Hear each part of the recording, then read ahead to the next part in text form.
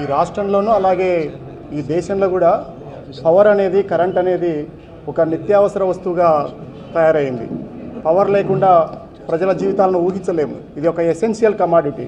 ప్రజలందరూ ముఖ్యంగా పేద ప్రజలు, మధ్యతరగతి ప్రజలు, చిన్న తరహా పరిశ్రమలు ఉపయోగించుకుంటున్న ఈ పవర్ టారిఫ్ పెంచడం ద్వారా ప్రజల మీద విపరీతంగా భారం పడుతుంది.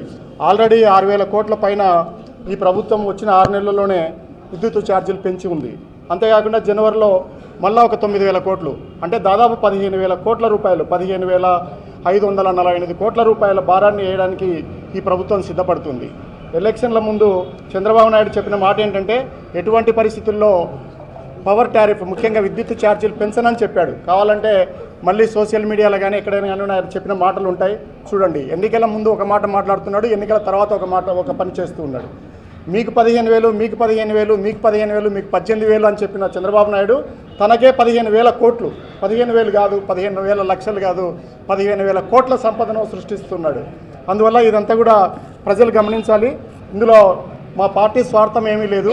కేవలం ప్రజల కోసమే, ప్రజల మీద పడుతున్న భారాన్ని తగ్గించడం కోసము, వాళ్ళ కోసము గొంతుక వినిపించడం కోసం మేము వీధుల్లోకి రావాలనుకుంటున్నాము.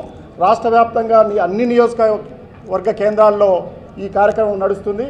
ప్రజలు ఈ విషయాన్ని గుర్తుపెట్టుకొని, ముఖ్యంగా చంద్రబాబు నాయుడు చెప్పిన మేనిఫెస్టోను దృష్టిలో పెట్టుకొని, ప్రజలు ఎందుకైతే ఓట్లు వేశారో వాళ్ళు మళ్ళీ పశ్చాత్తాపడేటట్టుగా 6 నెలల కాలంలోనే చేస్తున్నాడంటే, మనం పట్టించుకోకపోతే, మనం ప్రశ్నించకపోతే, మనం పోరుబాట పట్టకపోతే ఇంకా పన్నులు పెంచే అవకాశాలు ఉన్నాయి. కాబట్టి ఈ విషయాన్ని మీరు దృష్టిలో పెట్టుకొని 27వ తారీఖున ఏదైతే ఈ ర్యాలీ అన్ని నియోజకవర్గ కేంద్రాల్లో పెడుతున్నారో ఆ నియోజకవర్గ కేంద్రాల్లో రైతులు, ముఖ్యంగా ప్రజలు పెద్ద ఎత్తున పాల్గొనాలని నేను కోరుతున్నాను.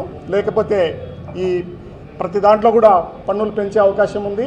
ఏదైతే ప్రభుత్వానికి తేడా చూడండి. జగనన్న ఎక్కడైతే రాష్ట్రంలో ఉన్న సంపదను పంపిణీ చేశాడు, ఈయన మాత్రం మద్యంలో, ఇసుకలో, అన్నిట్లలో ఇప్పుడు దీంట్లో కూడా సంపదను సృష్టించి కేవలం కొన్ని కుటుంబాలకు, పెద్ద కాంట్రాక్టర్లకు ఉపయోగపడేటట్లే చేస్తున్నాడు అనే విషయాన్ని మీరు గుర్తుపెట్టుకోవాలని తెలియజేస్తున్నాను.